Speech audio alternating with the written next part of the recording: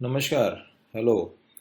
आज हम स्तव्य spine webinar के अंतर्गत में स्पाइन के ट्रीटमेंट के रिलेटेड उसके तथ्य और उसकी मिथ्याओं के बारे में बात करेंगे, क्योंकि बहुत सारे गैर मान्यताएं हैं जिसके बारे में जानना जरूरी है। कमर और गर्दन के दर्द की वजह से पैरालिसिस हो जाता है एक बहुत बड़ी मिथ्या है। ऐसा नहीं है, क्योंकि ये बड़ा बीमारी है ही नहीं। 80% जो लोग हैं उनको कमर के दुखाव, गर्दन के दुखाव होते हैं नॉर्मल लोगों को जीवन काल में, और वो मिट भी जाते हैं, ज़्यादा दिन नहीं चलते हैं।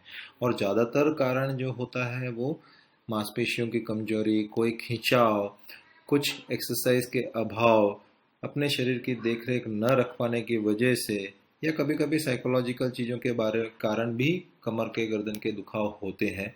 ये बड़े रोग नहीं हैं। जो मेरा प्रेजेंटेशन है, इस प्रेजेंटेशन में जो लिखा हुआ आएगा वो अंग्रेजी में लिखा हुआ आएगा, मैं जो बोलूँगा वो हिंदी में बोलूँगा। आप लोग दोनों तरह से समझ सकें, इसके लिए ये व्यवस्था की है। इसलिए चिंता ज़्यादा करने की ज़रूरत नहीं है।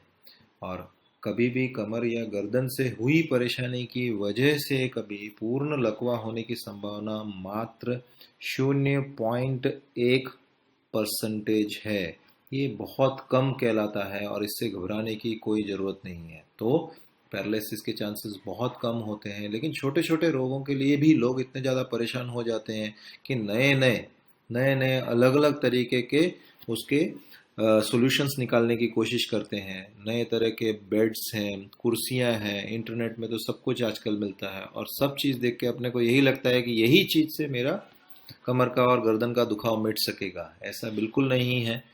आप कमर को देखें, गर्दन को देखें। आपके लिए आराम, सिर्फ कुर्सी पे बैठना ही एक गलत चीज़ है, और ये एक जो हम करते हैं कि बिल्कुल एक्टिविटी नहीं हो, मतलब बिल्कुल शारीरिक कोई एक्टिविटी नहीं हो, उससे परेशानी ही खड़ी होने वाली है। तो हम गतिशील रहने चाहिए, वो अपने लिए बहुत ही ज़रूरी है। हम किस तरह से बैठते हैं, किस तरह से पढ़ते हैं मोबाइल के यूज़ में, या फिर हम पढ़ने के लिए भी उसके तरीके हैं, उन तरीकों का मान्य करना चाहिए। हम गाड़ी चलाने के तरीके में, उसमें बैठने तक के लिए नियम बने हुए हैं, और इसी को अर्गोमोनिक्स कहा जाता है, और इसी को श्रम दक्षता शास्त्र कहा जाता है। किस तरह से अपने शरीर के देखरेख करनी है। और ये इसी का निष्कर्ष ये निकलता है कि अलग और यूनिक सॉल्यूशंस ऐसे निकालने की कोई ज़रूरत नहीं है। सामान्य चीज़ें हैं जिससे अपने कमर और गर्दन के दुखावों को मिटाया जाता है। झंझनाहट होना, खिंचाव होना, मूंगी चढ़ना पाँव में, हाथ में, ये सब बड़े प्रॉब्लम है क्या? ये पैरालिसिस है क्या? ये चीज़ बहुत ही कंफ्यूजिंग है। लोग दौड़ते दौड़ते हमारे ओपीडी में आते हैं, और ये बिल्कुल गलत है। कभी भी नस का कोई दबान होता है तो उसके शुरुआती स्टेज में झंझनाहट आती है, या फिर जिसको बहुत बड़ा दबान हुआ, कोई नुकसान हुआ, कोई ऑपरेशन हो गया, उसके बाद में जो शेष रह गया बात होता है, जैसे कभी ऑपरेशन के बाद में भी हो, कभी कभी कुछ भाग झंझनाहटी के सब रह जाते होते हैं, वो नमनस या मूंगी बोलते हैं। और ये होता है न्यूरोपैथिक, जैसे डायबिटीज जैसे रोग में न्यूरोपैथी होती है, नसें अंदर से सूखती है, उसकी वजह से ये न्यूरोपैथी की वजह से वो झंझनाहट मूंगी चढ़ती है। वहाँ पे कोई भी परेशानी और नहीं है, कोई नस कमज़ोर हो जाने वाली नहीं है। B12 एक और परेशानी है जो खाने पीने में, शाकाहारी लोगों के आहार में कमी की वजह से ये परेशानी होती है। मांसाहारियों को ये कम होता है, और वो साधारण दवा से ही ये मूंगी चढ़नी बंद हो जाती है। तो मूंगी चढ़ना कोई बड़ी चीज़ नहीं है, छोटी हो सकती है, लेकिन मूंगी चढ़े तो एक बार अपने नज़दीक के डॉक्टर को बताना जरूरी है। और वो जरूरी नहीं है कि आप स्पाइन सर्जन को बताएं, आपके साधारण डॉक्टर भी आपको ये चीज़ का जवाब दे सकते हैं। कमर का दुखाव का सबसे बड़ा परेशानी का भाग बहंजियों को होता है पुरुषों के मुकाबले, ये सत्य है। आज साइंस और टेक्नोलॉजी और जो शोध है वो भी ये कह रहा है कि एक ही टाइप की सर्जरी कमर में होती है बहंजियों की और भाइयों की, तो भी जो आउटकम है वो आउटकम बहंजियों के मुताबिक और भाइयों के मुताबिक अगर दोनों का कंपैरिजन करें तो बहंजियों को कम फायदा हुआ है, ऐसे बहंजी कहेंगे। लेकिन डॉक्टरी एग्जामिनेशन में और उसकी मापदंड में, उसके आउटकम मेजर्स जो होते हैं उसके हिसाब से बहंजियों का भी आउटकम उतना ही अच्छा है जो पुरुषों का है। ये क्या दर्शाता है? ये दर्शाता है बहनजियों का, बहनों का, उनके शारीरिक और मानसिक रचना की। भगवान ने हमको अलग बनाया है। बहनजी लोग ज़्यादा सेंसिटिव होते हैं और ये सेंसिटिविटी की वजह से शेष रह गए चीज़ों को उनको एक्सेप्ट करने में परेशानी होती है, इसलिए वो इसको अपजश बोलते हैं, या उसमें इतना अच्छा नहीं है कि मुझे अभी भी खिंचाव है, मुझे अभी भी परेशानी है। ऐसे परेशानियों के साथ हमारे पास भी आते हैं और खुद भी परेशानी होती है। इसका सोल्यूशन है मानसिक रीत से और स्ट्रांग होना।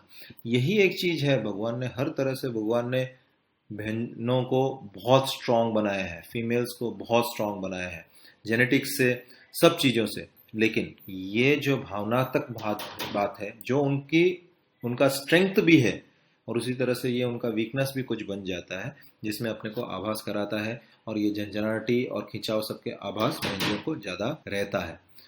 कभी भी हो, आराम करने से अपने कमर और गर्दन के प्रॉब्लम्स मिट जाते हैं, ये मिथ्या है, ये तथ्य नहीं है। साधारणतः काम सब कुछ चालू रखना है, अपने को अपने से बन पड़ता है वो सब एक्टिविटीज करनी है, लेकिन अपने माप में, अपने दुखाव को न्याय करते हुए अपनी एक्टिविटी करनी है। संपूर्ण बेड रेस्ट पर कोई हड्डी के टूटने के अलावा की स्थिति में कभी भी डॉक्टरी रीत से उसकी सलाह नहीं दी जाती है। काफी लोगों का तो मानना ऐसा भी है कि कमर का दुखाव जो होता है, उनको सिजेरियन का जो ऑपरेशन किया था उसमें कमर की सुई जो लगी थी उसके बाद है। ये गलत है, ये नहीं है। प्रेगनेंसी के टाइम में जो हम वजन बढ़ाते हैं, वो वजन की मात्रा 11 से 13 किलो के बीच में साइंटिफिक रीत से होना चाहिए। लेकिन अपने यहाँ के नियम और अपने समाज का जो नियम है उसके हिसाब से लड़की अपने घर वापस जाती है, वहाँ पे उसका लालन पोषण ज़्यादा होता है, ध्यान रखा जाता है, और उसमें हर प्रेगनेंसी में बेंजियाँ ज़्यादा वजन पुट ऑन करती है और कसरत का अभाव हो जाता है।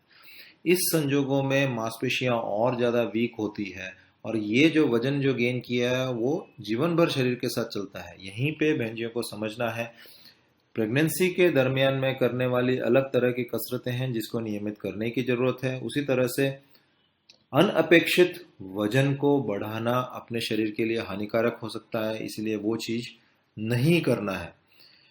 एनेस्थीसिया का इंजेक्शन की वजह से कमर का दुखाव नहीं है, ये गैर मान्यता है।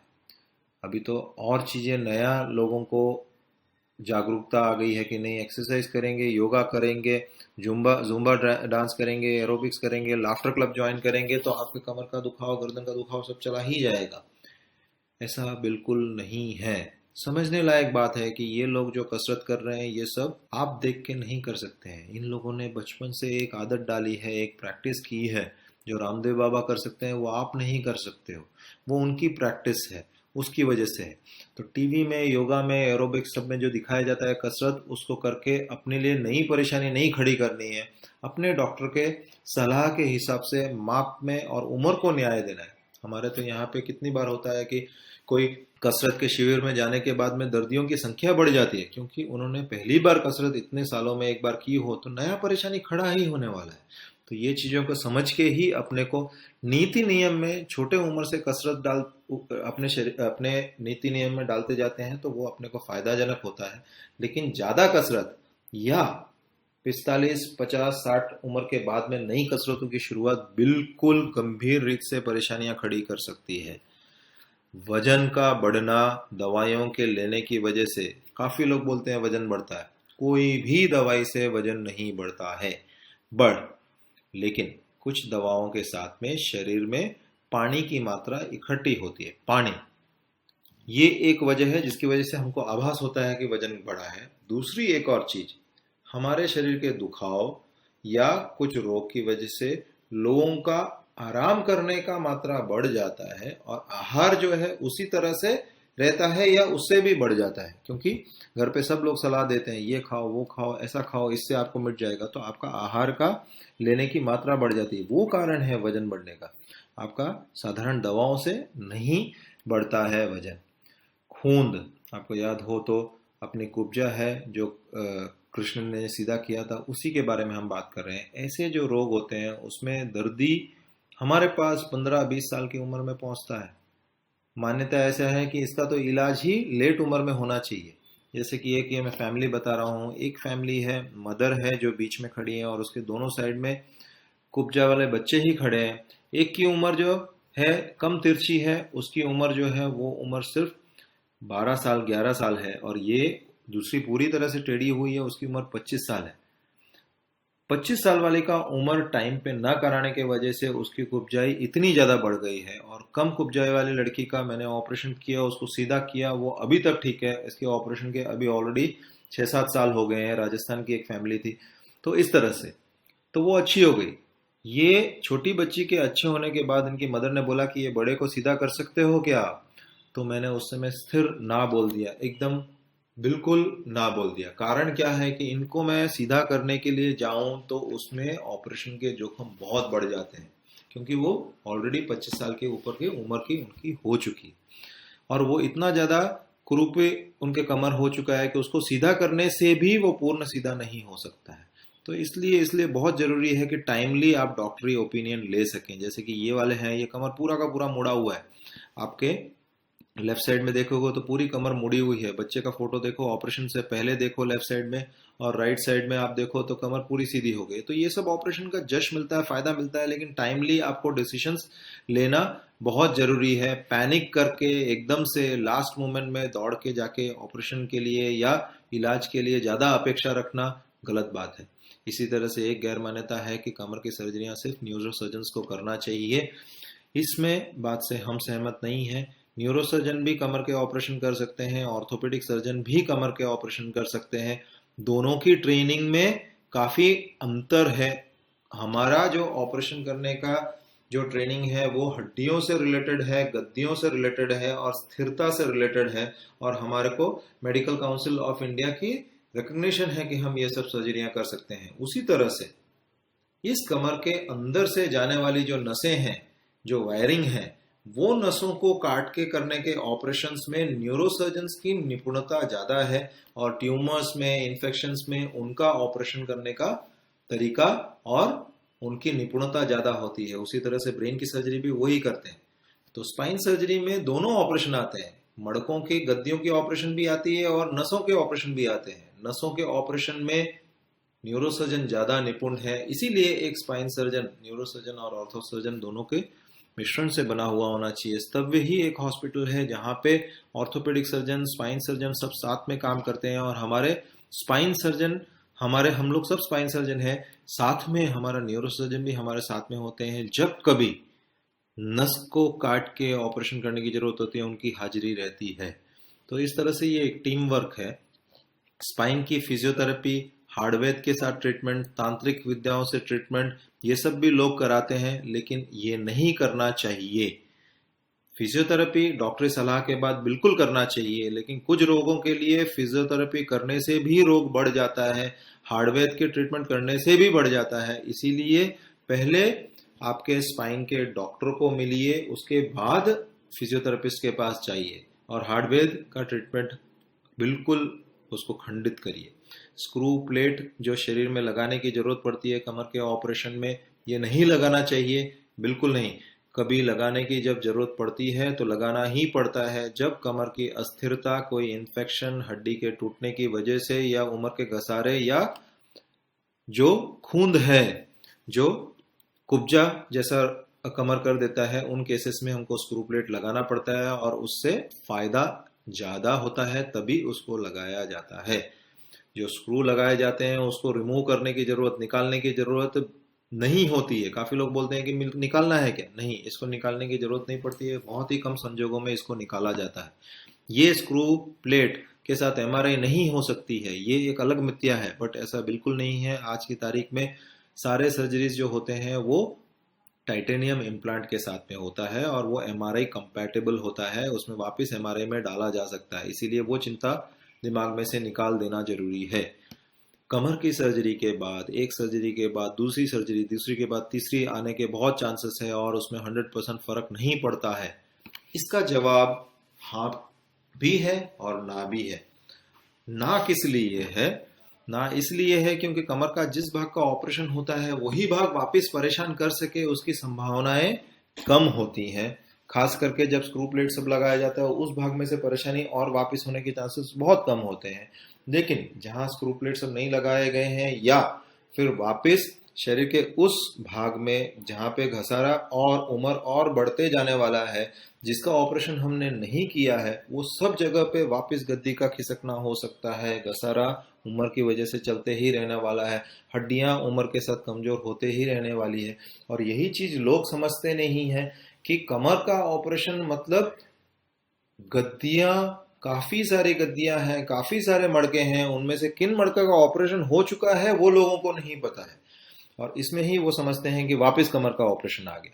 और इसमें जवाबदारी बहुत कुछ हमारे खुद के ऊपर होता है, और खुद ध्यान रखें तो ये रोग ना बढ़े। कमर की सर्जरी करने से लकवा हो जाता है, ये एक और गलत मान्यता है, और बहुत लोग ऐसा मानते हैं, और ये बिल्कुल ही गलत है। क्योंकि कोई एक प्लेन के एक्सीडेंट होने की चांसेस जो होते हैं, वो जब 10,000 फ्लाइट या 20,000 फ्लाइट चलती हैं तब जाके एक एक्सीडेंट आप देखते हो। अभी कोचिन में एक्सीडेंट हुआ, निर्भाग्यपूर्ण था, लेकिन ये ऐसा ही कमर का ऑपरेशन है।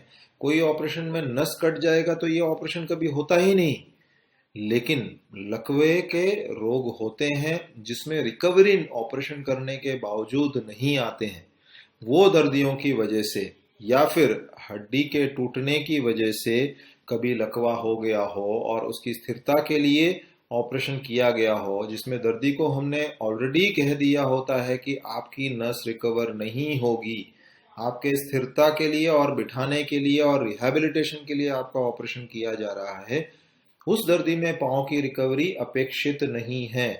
ऐसे दर्दियों में काफी टाइम क्या होता है, दर्दी को जब लोग मिलने जाते हैं तो क्या बोलते हैं, मेरा तो कमर का ऑपरेशन हुआ और रिकवर हुआ ही नहीं। लेकिन उसमें रिकवरी होनी ही नहीं थी और उसमें ऑपरेशन करने का कारण ही कुछ और था।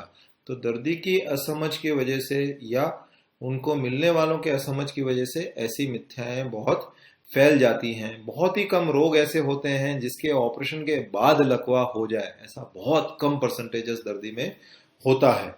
और अब की टेक्नोलॉजीज इतनी ज्यादा आगे बढ़ चुकी है कि उसमें पैरालिसिस होने के चांसेस ना बराबर है। जैसे कि हमारा ये मिजोनिक्स इंस्ट्रूमेंट है, ये स्तव्य के इंस्ट्रूमेंट्स हैं, जैसे मिजोनिक्स है, उससे इतना इतना प्रिसाइज, इतना ज्यादा एकदम स्पेसिफिक रह के हम हड्डियों को काट सकते हैं कि नस को नुकसान नहीं आता है। और उसी तरह से ये जो आपने ओ आकार इंस्ट्रूमेंट देखा है, ये जो मशीन देखी है, ये ओ आर्म है। ये ऑपरेशन के दरमियान में सीटी स्कैन की मशीन देखी जा सकती है। ऐसा मशीन है जो हमारे स्तव्य में 2 मशीनें हैं, और इसमें जितना प्रिसाइज और जितना करेक्ट तरह से कोई स्क्रू को डाला जा सकता है, वैसा कोई भी कहीं पे भी नहीं डाल सकते हैं।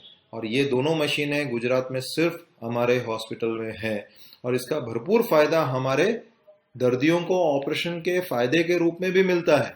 और इसी तरह से ये जो मशीनें हैं जो दिखा रहे हैं आपके लेफ्ट साइड में, वो है न्यूरो मॉनिटरिंग मशीनें, जिसको बोलते हैं हम नस के ईसीजी।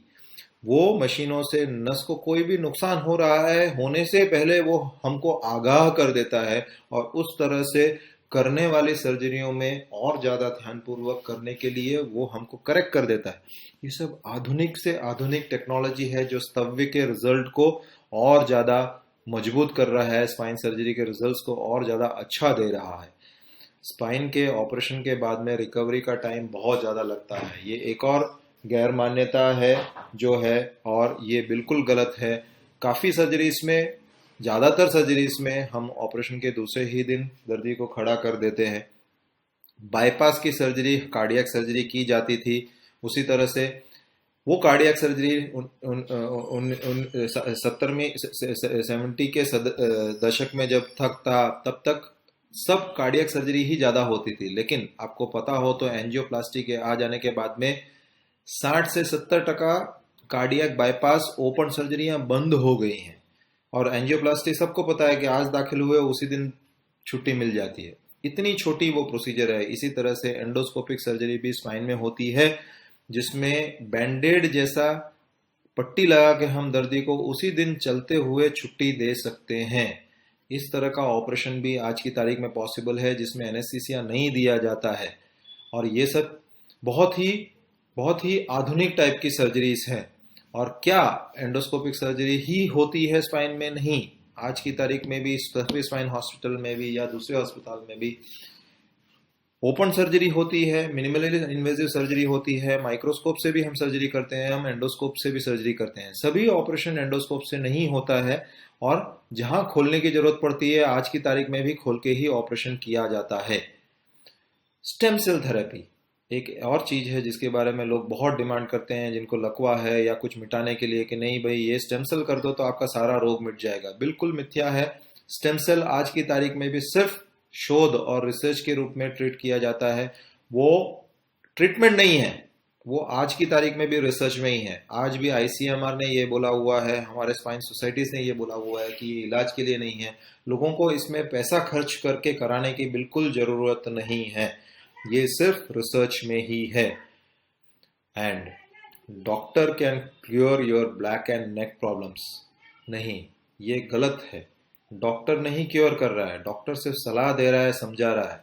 ये आप खुद समझ के आधी चीजों को मिटा रहे हो।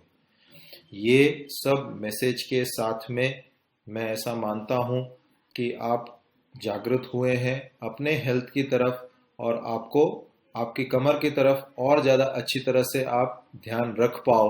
और जब कभी सर्जरी की ज़रूरत पड़े, आज की तारीख में तविश स्पाइन हॉस्पिटल में सर्जरियां होती है, बाकी भी जगह पे स्पाइन सर्जरियां होती है। ये सब सेफ स्पाइन सर्जरी है, घबराने की ज़रूरत नहीं है। Thank you very much.